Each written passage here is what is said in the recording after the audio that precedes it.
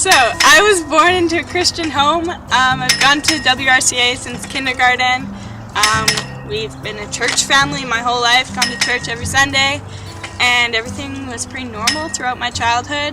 Nothing really went wrong, it was all good. But in grade 10, I started kind of feeling like something was wrong and it wasn't so normal anymore. Nothing was fun anymore, and I wasn't enjoying my life anymore. And I started having really bad anxiety attacks and I wouldn't be able to breathe.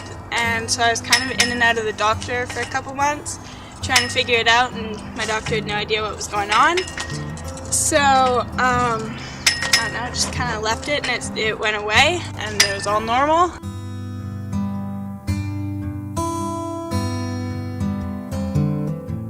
In November of grade 10, I planned my suicide. I was kind of ready to be done. I don't know, like I said, I wasn't enjoying anything, so I just felt like life wasn't worth it anymore. So, yeah, I was kind of done. But I don't even know what happened. I was stopped by something and I didn't do anything, and I just kept going the same way as I was for a year. And then September of grade 11, we went to Rockridge, and it was awesome, and Mark Clark was there, and I talked to him for a really long time, and he kind of helped me and convinced me to tell my parents that I was depressed and I wasn't enjoying anything.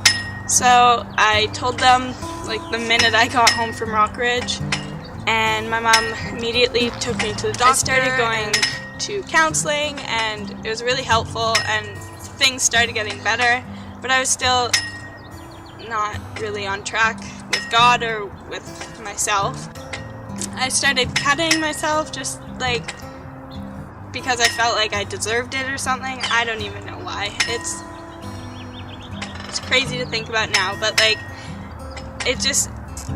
I felt like I deserved the pain, and so I just did it, and it felt good at the time, and then after it hurt a lot. And so I dealt with that for a while until my parents found out, and then they were a little more cautious and protective, and I don't know, I kind of had to stop. I had no choice. And I started hanging out with the party crowd and started drinking and partying, and just to try and kind of forget stuff for a night or two, and it helped for a few hours till the next morning it didn't feel too good. And got me into a lot of trouble and made some bad decisions. I wasn't respecting my body. I wasn't confident in myself. I started making myself throw up, or I'd not eat for a day, or whatever. I wasn't confident in myself, so I thought I could do something to fix that. And so I had bulimia for a while. But then September of this year, Rockridge, grade 12, was amazing. Just being up there with the leadership crew, and I don't know, everything we experienced, God was totally there. You could feel it, and it was amazing.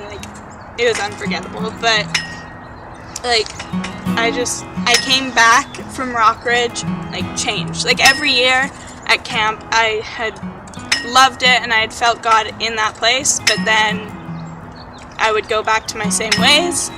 But this year I was different, and I came back and I was so in love with God and so on fire for Him and wanting to do what He wanted for me. And I realized I was happy again, and I wasn't doing anything, I wasn't cutting, I wasn't harming my body or anything. I was doing good again. And I realized that I'd always wanted to be healthy again and happy again, but it just didn't happen in my time. It happened in God's time, and I just had to be patient with Him And I mean, he healed me. It wasn't anything I could do. He did it for me. And I don't know, everything's good now. And I'm just really thankful that, like, he saved me, because I know, like, without God, like, I wouldn't be here anymore, and yeah, I'm really happy. We came to the end, it seems you had heard. As we walked the city streets, you never said a word. When we finally sat down, your eyes were full of spite.